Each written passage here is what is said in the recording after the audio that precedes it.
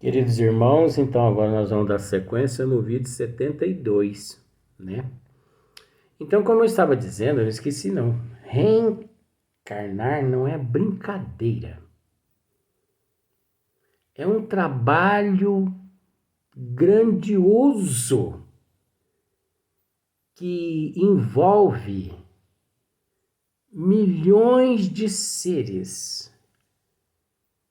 Haja visto que reencarna-se mais seres no mundo que desencarna. Agora veja bem,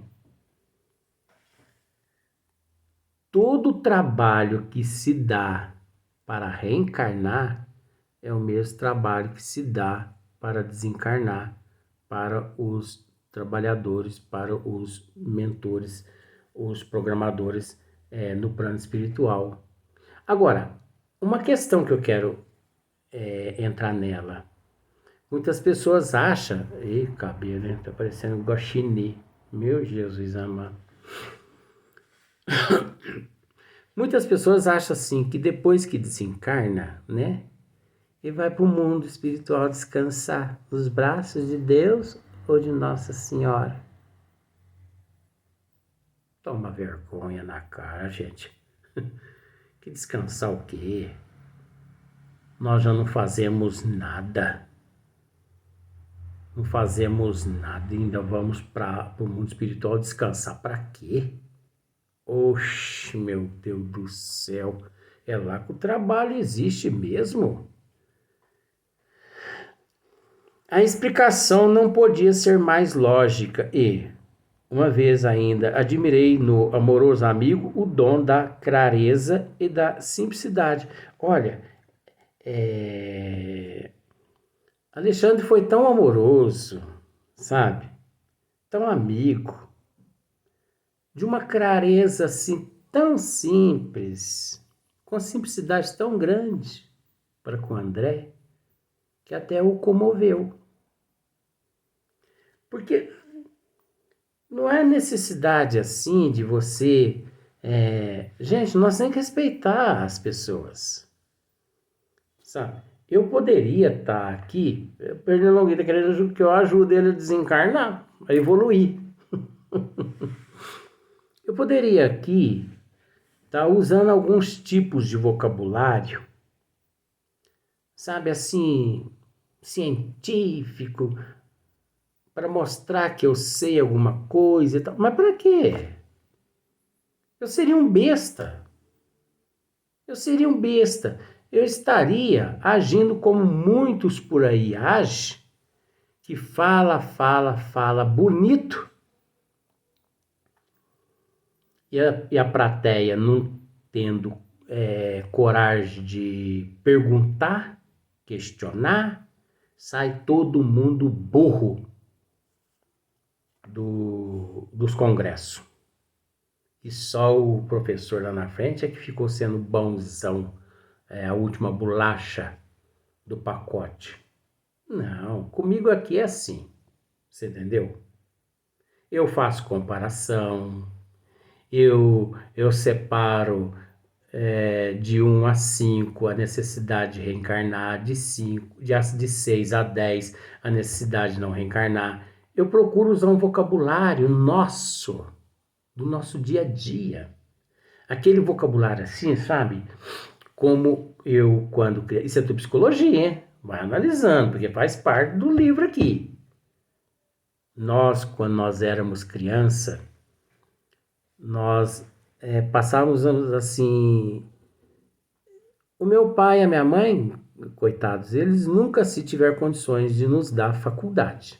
Até porque eu tenho 2º ano e meio de grupo. Não tenho vergonha de falar isso. Como eu acabei de dizer agora há pouco tempo, que eu tô com um problema seríssimo de próstata, sabe? E que tá acabando com o meu organismo. Mas eu tô dando graças a Deus por eu estar com esse problema. Entendeu? Então, aí a pessoa assim, Deus sabe que faz, né, Luiz, que esse problema de próstata é seu. Não, não é Deus sabe, não, é eu que sei. Não vem pôr Deus no meio, não. Eu já vou logo dizendo. Então, eu quando criança, porque a minha forma de pensar é outra. Quando nós éramos crianças, na minha família, meu pai e minha mãe eles não teve condições, coitado, de nos oferecer faculdade. Mas eles nos ofereceram uma coisa que faculdade nenhuma oferece, que é moral, dignidade, amor pelo próximo. Você entendeu? Então, tinha dia que às vezes,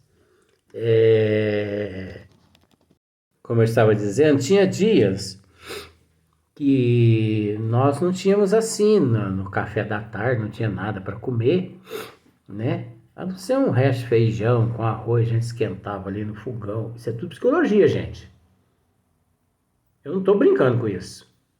Eu estou passando uma verdade que aconteceu, mas tem a ver com a história.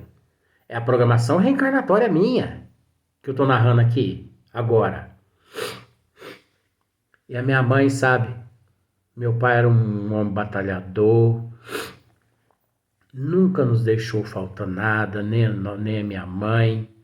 São dois tesouros na minha vida. Meu pai já está assim, na parte espiritual, de vez em quando a gente conversa um pouco. E a minha mãe ainda está no corpo físico. E a minha mãe fazia angu, sabe? E aquele angu, depois a gente comia angu com café. Mas eu tenho uma saudade daquilo.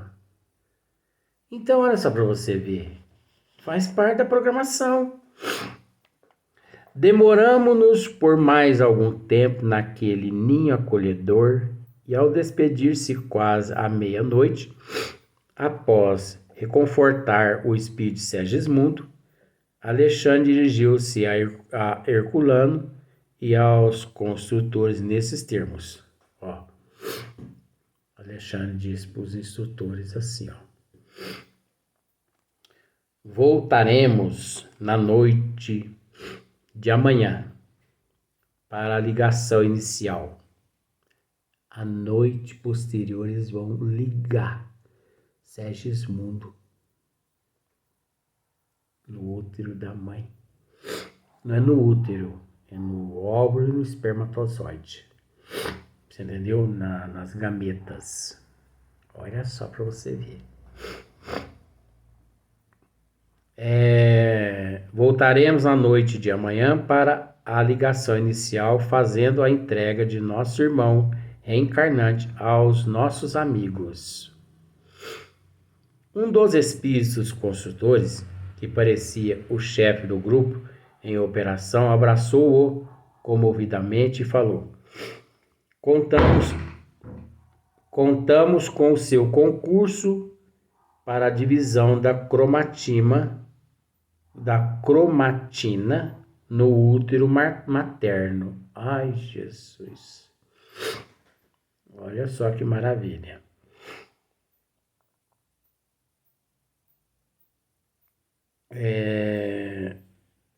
Com muito prazer, redarguiu bem-humorado. Voltando a outras ocupações, não continha as ideias novas que a experiência de Segismundo despertava em mim. Como seria feito o auxílio naquelas circunstâncias?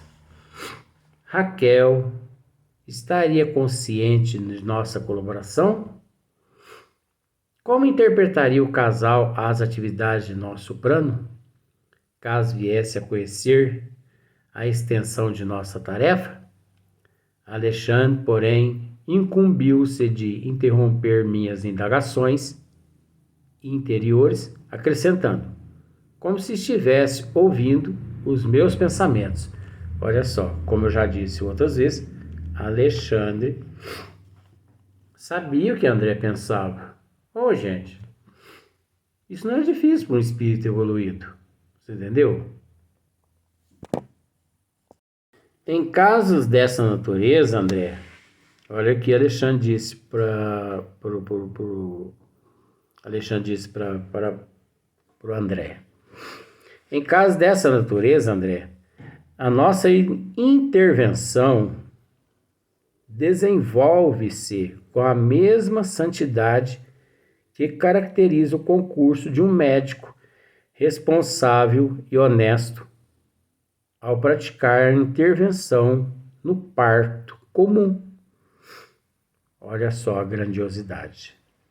A modelagem fetal e o desenvolvimento do embrião obedece a leis físicas naturais, qual ocorre na organização de formas em outros reinos da natureza.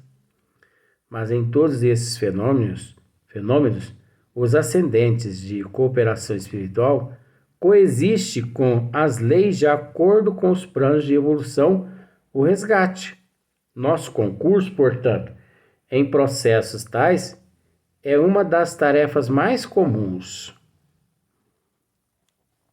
Leis essas, queridos irmãos, que na Terra é desconhecida. Porque na Terra a gente entende, graças a Deus, que os especialistas, nós temos que reconhecer que Deus se faz presente através da mão dos médicos para auxiliar, para amparar, para prescrever medicamentos que nos auxiliem. Então, os médicos são bênçãos de Deus na Terra. Agora, o que eles conhecem é 20% em 100%. O que eu quero dizer com isso? Quando um médico se forma e que ele pega o diploma, ali ele aprendeu na faculdade apenas 20%. Ele sai da faculdade de 6 anos desconhecendo 80% da real situação da medicina. Porque ele não aprende tudo. Ninguém sabe tudo. Até porque existe uma trama muito grande e o processo é muito complexo. Você entendeu? Mal se estuda na Terra a ciência médica da Terra. Por isso que existem as controvérsias. Por isso que existem os equívocos. Eu posso dizer para você, se você quiser conversar comigo no pessoal, eu tento te explicar. Mas a medicina na Terra, ela é imutável. Aliás, ela é mutável, a medicina na Terra. Ela é mutável. Sabe por que ela é mutável? Eu vou tentar te explicar. Porque primeiro que ela estuda apenas o corpo fisiológico, apenas o organismo físico. Apenas isso. E, além do organismo físico, ela estuda muito cobaia. E chegam à conclusão-se de que com o ser humano é a mesma coisa. Por exemplo, ela dá uma treinadinha lá com os ratinhos, com os coelhinhos, com os animaizinhos, que é liberado pela justiça, tá certinho. E depois, os alunos participam do corpo clínico de certos hospitais, onde eles presenciam os médicos ali, profissionais já, né, muito tempo que trabalham, né, na área, nas realizações de cirurgias, nos procedimentos. E sei que gradativamente ele vai crescendo também. Agora, um médico na Terra, ele estuda 6 anos, mais uns 2, 3 anos de residência, e ele pode estudar 80 anos na Terra, que mesmo assim ele conseguiu apenas amealhar em tudo que fez uns 30, 35%. Ele ainda retorna à pátria espiritual com 60, 65%, faltando no seu currículo espiritual. Por quê?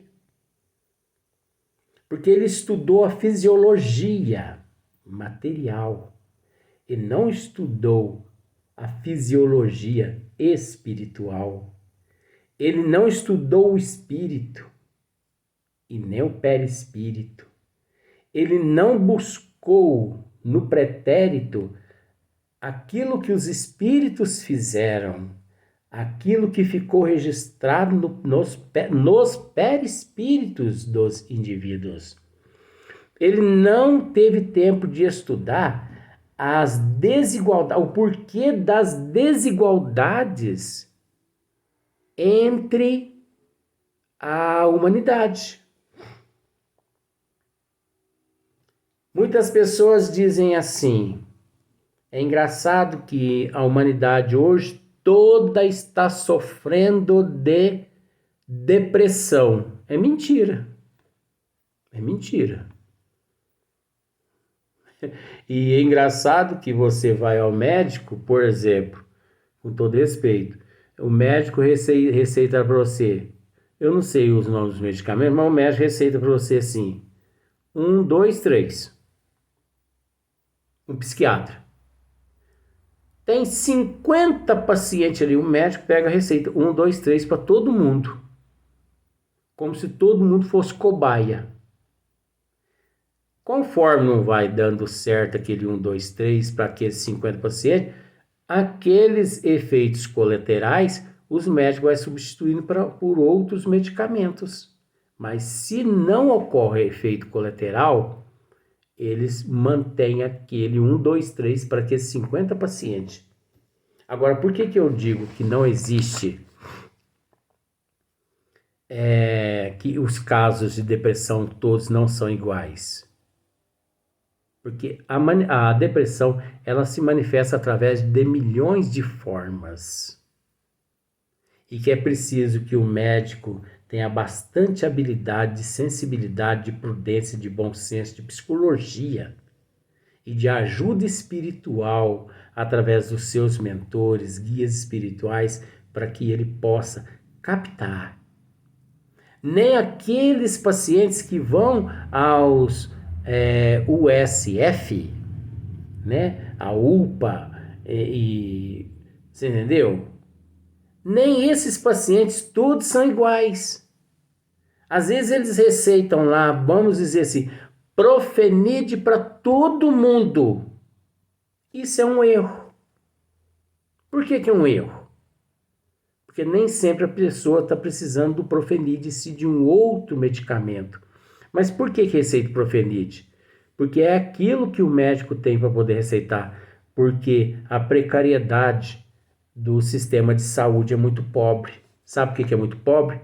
Porque lá, nos responsáveis pelo medicamento para vir para todos os sistemas, eles roubam do Sistema Único de Saúde a verba que pagaria o medicamento para que os médicos nos pronto-socorro pudessem receitar para aquelas pessoas necessitadas. Então os médicos hoje estão com as mãos atadas e com os pés atados. Eles não podem fazer muita coisa pelo paciente. E o paciente ali exigindo. Exige, mas não sabe que eles ali são limitados. Eles não têm muito medicamento ali na prateleira que eles possam receitar. Por isso que eles perguntam, você é alérgico a algum medicamento? Sou. Se você fala que aí sim você não toma remédio nenhum lá no pronto atendimento. Porque quase já não tem. Você ainda fala que é alérgico? Mas eu tenho que falar. por você ver. Então não adianta você ir lá. Você vai numa farmácia e procura comprar por conta própria. Porque na farmácia, gente, por incrível que pareça, nas farmácias tem mais medicamento do que num pronto atendimento, numa UPA. Porque o descaso do governo, o descaso do Ministério da Saúde é tão grande com a humanidade que é de arrepiar. É alarmante. Aí vem eu e falo, né? Mas não tem medo de falar. Eu não tenho medo de falar. Eu vou ter medo de falar por quê e pra quê. Que alguém ouça, que alguém não ouça, mas pelo menos eu estou jogando a minha sementinha. Eu estou fazendo a minha parte. Então vejamos aqui. Compreendi a elevação do esclarecimento e pacifiquei a mente, esperando o dia seguinte. Escoadas, porém, as horas do dia, a curiosidade voltou a espicaçar-me em que momento deveríamos buscar moradia de Adelino. Sem qualquer intenção menos digna, preocupava-me o instante da primeira ligação de Segismundo à matéria. Agiria Alexandre no momento do auxílio sexual ou o fenômeno obedeceria a diferentes determinações? Olha quantas coisas passavam pela cabeça de Alexandre. Meu orientador sorria em silêncio, compreendendo-me a tortura mental. Eu acabei de dizer agora. As horas sucediam-se umas às outras e, observando-me a impaciência, Alexandre esclareceu-me bondoso. Olha só. Não é necessária a nossa presença ao ato conjugal. Não é necessária a nossa presença ao ato de união celular. Não é necessário, né? Aquele espírita que diz que os bons espíritos ficam ali presenciando o ato sexual do casal, eles estão mentindo para você. Não há necessidade de nada disso. Entendeu? Nós vamos aprender aqui com o André Luiz, com o Alexandre, do próximo vídeo, tá bom?